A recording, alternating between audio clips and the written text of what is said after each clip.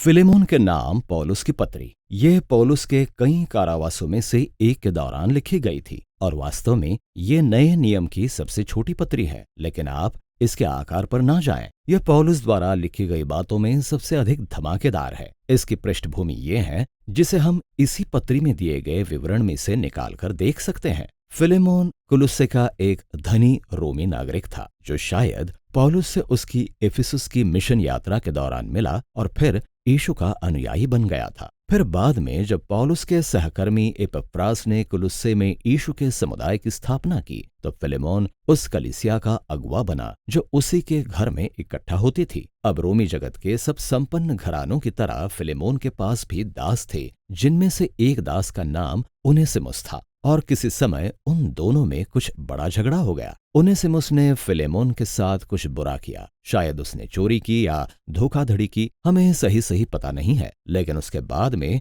Onesimus वहां से भाग गया। आखिरकार उनेसिमुस बंदी गृह में पौलुस के पास आया, शायद उससे मदद मांगने के लिए। इसी प्रक्रिया में वो यीशु का अनुयायी बन गया और फिर पौलुस का प्रिय सहायक। पौलुस जब ये पत्र लिखता है तो वो स्वयं को एक कठिन और संवेदनशील परिस्थिति में पाता है। वो फिलेमोन से न केवल उनेसिमुस को क्षमा करके स्वीकार करने को कहता है, बल्कि उसे अब से दास नहीं परंतु मसीह में एक भाई के समान गले लगाने को भी कहता है। वो इस रीति से ऐसा करता है। पौलुस प्रार्थना के द्वारा आरंभ करता है। सबसे पहले वो फिलेमोन की प्रशंसा करता है और उसके उस प्रेम और विश्वास के लिए परमेश्वर का धन्यवाद करता है जो उसने यीशु के प्रति और अपने लोगों के प्रति दिखाया है। और फिर वो इस पंक्ति के द्वारा अपनी विनती की भूमिका तैयार करता है। मैं प्रार्थना करता हूँ कि जो सहभागिता तेरे विश्वास से उत्पन्न होती है वो प्रभावशाली रूप से तुझे हम में काम करने वाली सब अच्छी बातों को पहचानने के लिए प्रेरित करें और मसीहा की ओर हमारी अगुवाई करें।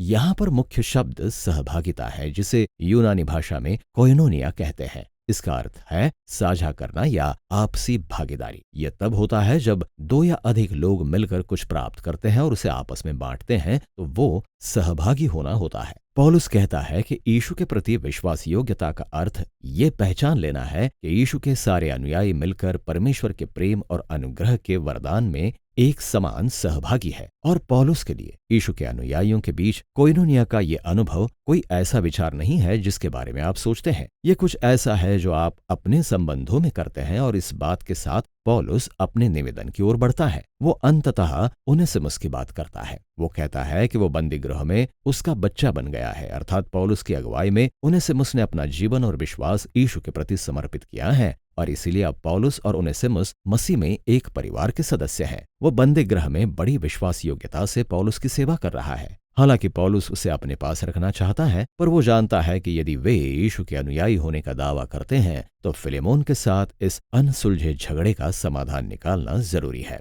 ये पौलुस को एक स्पष्ट निवेदन की ओर बढ़ाता है, ये कि फिलेमोन उनेसिमुस को फिर से स्वीकार करे, अब किसी दास के रूप में नहीं बल्कि दास से भी बढ़कर प्रभु में एक भाई के रूप में। अब ये सच में एक बड़ी आज्ञा है। रोमी कानून के तहत फिलेमोन के पास पूरा कानूनी अधिकार था कि वो उनेसिमुस को दंड दिलवाए या उसे बंदी गृह में डलवा दे। और पौलुस उसे न केवल उनेसिमुस को क्षमा करने को कह रहा है, बल्कि अपने पूर्वदास को कुलुस्से में समाज के एक समान व्यक्ति और परिवार के सदस्य के रूप में ग्रहण करने को भी कह रहा है। ये दयालुता से कहीं बढ़कर है। ये तो अनसुना है। ये किसी दास को आजाद करके उसके साथ अपने परिवार के सदस्य जैसा व्यवहार करने के समान है। ये रोमी सामाजिक व्यवस्था की यथास्थिति को बिगाड़ देता है। फिलेमोन ऐसा क्यों करे? यहाँ पौलुस एक बहुत अच्छा काम करता है। वो आरंभिक प्रार्थना के उस मुख्य शब्द को दोहराता है। वो कहता है, यदि तू मुझे सचमुच अपना सहभागी समझता है, ये वही यूनानी शब्द कोइनोनिया है, तो उनेसिमुस को वैसे ही ग्रहण कर जैसे कि मुझे। यदि उसने तेरी कुछ हानि की है या उस पर तेरा कुछ बकाया है तो वो मेरे नाम पर लिख ले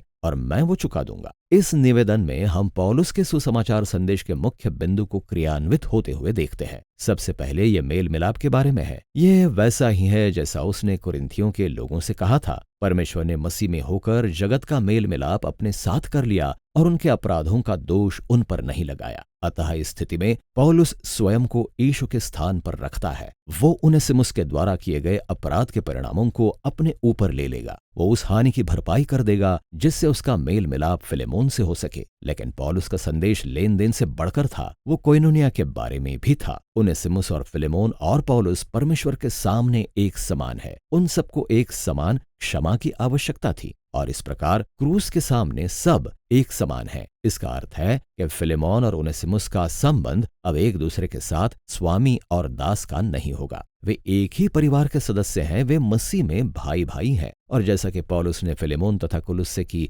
पूरी कलीसिया से कहा था, परमेश्वर के नए परिवार में ना तो यूनानी है और ना यहूदी, ना खतना वाले और ना खतना रहित, ना जंगली, ना स्कूती, ना दास, ना स्वतंत्र, केवल मसीह सब कुछ और सब में है। पौलुस इस भरोसे के साथ पत्री को समाप्त करता है कि फिलेमोन पौलुस के निवेदन से भी बढ़कर करेगा और वो उससे अपने लिए एक कमरा भी तैयार करने को कहता है, क्योंकि जैसे ही वो बंदी गृह से छूटेगा उससे मिलने आएगा। और फिर कुछ अंतिम अभिवादनों के साथ पौलुस पत्री को समाप्त करता है। फिलेमोन को लिखी पौलुस की पत्री कई कारणों से बड़ी प्रभावशाली है। केवल यही वो पत्री है जहां पौलुस स्पष्ट रूप से यीशु की मृत्यु और पुनरुत्थान की बात नहीं करता, और ये कोई चूक नहीं है।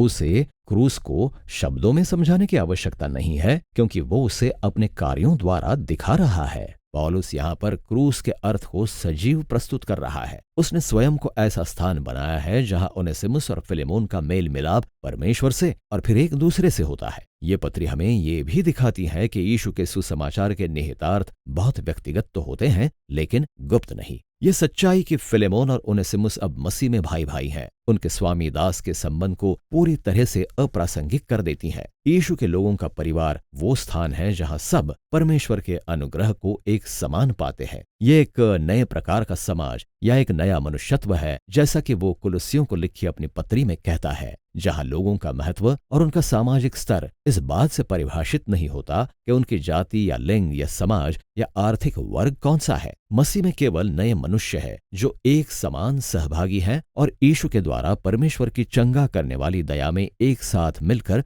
भाग लेते हैं। और फिलेमोन की लिखी पौलुस की पत्री इसी विषय में है।